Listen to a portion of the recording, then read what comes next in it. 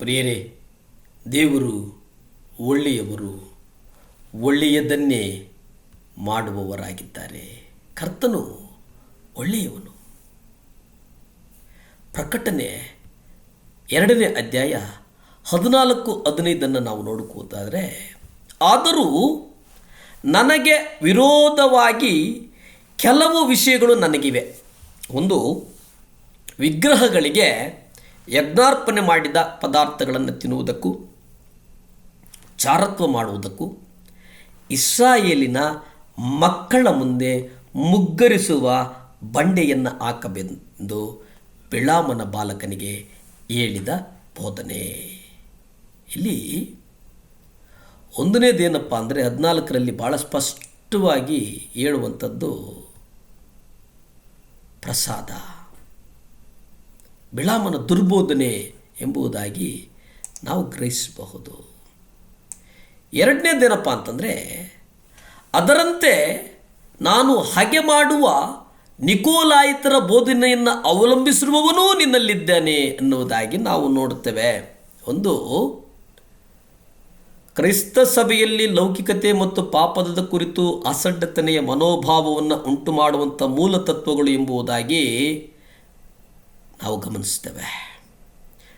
ಆ ಮೂಲ ತತ್ವಗಳು ಜನರು ಕಲ್ಪಿಸುವಂಥ ಅವಕಾಶ ನೀಡಿದ ಪೆಗರ್ಮ ಸಭೆಯ ಸಭಾ ಹಿರಿಯನನ್ನು ಖಂಡನೆಗೆ ಒಳಗಾದದ್ದನ್ನು ನಾವು ಇಲ್ಲಿ ನೆನಪು ಮಾಡಿಕೊಳ್ಳಬೇಕಾಗ್ತದೆ.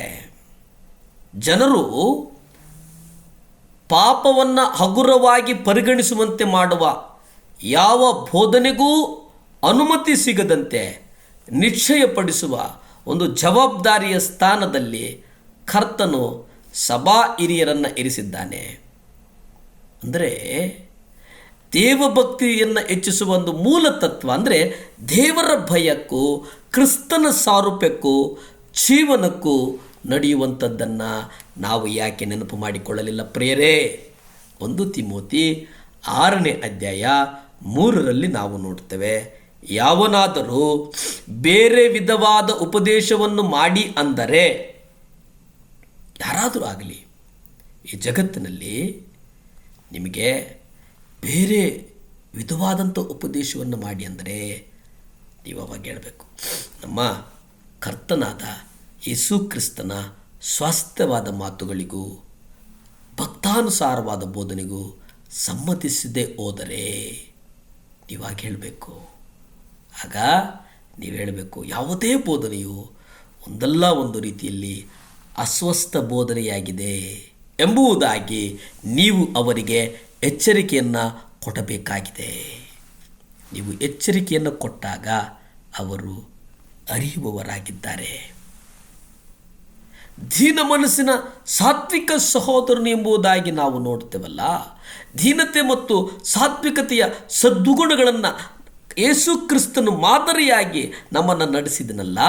ಮತ್ತಾಯ ಪತ್ರಿಕೆ 11ನೇ ಅಧ್ಯಾಯ 29 ನೋಡ್ತೇವೆ, ನನ್ನ ನೊಗವನ್ನು ನಿಮ್ಮ ಮೇಲೆ ತೆಗೆದುಕೊಂಡು ನನ್ನಿಂದ ಕಲಿತುಕೊಳ್ಳ್ರಿ, ಯಾಕೆಂದರೆ ನಾನು ಸಾತ್ವಿಕನೂ ದೀನ ಮನಸ್ಸುಳ್ಳವನೂ ಆಗಿರುವುದರಿಂದ ನೀವು ನಿಮ್ಮ ಆತ್ಮಗಳಿಗೆ ವಿಶ್ರಾಂತಿಯನ್ನು ಕಂಡುಕೊಳ್ಳ್ರಿ. ಯಾರ ನೊಗ? ಕರ್ತನ ನೊಗ. ಆತನಿಂದ ನಾವು ಪಡೆದುಕೊಂಡಿದ್ದೇ ಹೆಚ್ಚು, ಆತನಿಂದ ನಾವು ಕಲಿತುಕೊಂಡದ್ದೇ ಹೆಚ್ಚು, ಆತನಿಂದ ನಾವು ತಿಳಿದುಕೊಂಡಿದ್ದೇ ಹೆಚ್ಚು. ಆತನ ಥರ ತಿಳಿದುಕೊಳ್ಳುವುದಂದರೆ ಸಾತ್ವಿಕನಾಗುವಂಥದ್ದು, ದೀನ ಮನಸ್ಸುಳ್ಳುವಂಥದ್ದು, ನಮ್ಮ ಆತ್ಮಗಳಿಗೆ ಶಾಂತಿಯನ್ನು ನೀಡುವಂಥದ್ದನ್ನು ನಾವು ಗ್ರಹಿಸ್ತೇವೆ ಪ್ರಿಯರೇ. ಯೇಸುವಿನ ದೀನತೆ ಸಾತ್ವಿಕತೆಗಳು ನಮ್ಮನ್ನು ನಡೆಸ್ತವೆ. ಕರ್ತನ ಮುಂದೆ ಸೈತಾನನು ನಿಲ್ಲಲಿಲ್ಲ. ಕರ್ತನ ಗದರಿಸ್ತಾನೆ, ಸೈತಾನನೇ ನನ್ನ ಮುಂದೆ ನಿಲ್ಲಬೇಡ ಎಂಬುದಾಗಿ ಪ್ರಾರ್ಥಿಸಿಕೊಳ್ಳೋಣವೇ. ಭೂಮಿ ಆಕಾಶಗಳನ್ನು ಉಂಟು ಮಾಡಿದಂಥ ಸರ್ವಶಕ್ತನಾದಂಥ ದೇವರ ಸ್ತೋತ್ರಪ್ಪ. ಅಪ್ಪ, ಒಪ್ಪಿಸಿಕೊಡ್ತೇನೆ ಸ್ವಾಮಿ, ಸಹಾಯ ಮಾಡು ದೇವರೇ. ಅಪ್ಪ, ಒಬ್ಬ ಮಗ ದೇವರೇ ಮಿಂಚಂಚಿಯಲ್ಲಿ ಕೊಟ್ಟಿದ್ದಾನೆ ಸ್ವಾಮಿ, ಆಕ್ಸಿಡೆಂಟ್ಗಾಗಿ ಪ್ರಾರ್ಥಿಸ್ತೇನೆ ಸ್ವಾಮಿ. ಆ ಮಕ್ಕಳು ಸರಿ ಹೋಗಬೇಕು ದೇವರೇ, ಆ ಮಕ್ಕಳನ್ನು ನೀವೇ ಕಟ್ಟಬೇಕು ಸ್ವಾಮಿ. ನಿಮ್ಮ ರಕ್ತಕ್ಕೆ ಆ ಥರದೊಂದು ಶಕ್ತಿ ಇದೆ ಸ್ವಾಮಿ. ಸಹಾಯ ಮಾಡು. ವಿಧವೆಯರಿಗಾಗಿ ಪ್ರಾರ್ಥಿಸೆಂಬುದಾಗಿ ಪತ್ರ ಬರೆದಿದ್ದಾರೆ ಸ್ವಾಮಿ. ಅವರಿಗಾಗಿ ಪ್ರಾರ್ಥಿಸ್ತೇನೆ ದೇವರೇ. ವಿಧವೆಯರಿಗಾಗಿ ಪ್ರಾರ್ಥಿಸ್ತೇನೆ ಸ್ವಾಮಿ. ಅವರ ಅಗತ್ಯಗಳನ್ನು ಪೂರೈಸಪ್ಪ. ಯೇಸುವಿನ ನಾಮದಲ್ಲಿ ಬೇಡ್ತೇನೆ ಪರಮ ತಂದೆಯೇ, ಆಮೆನ್.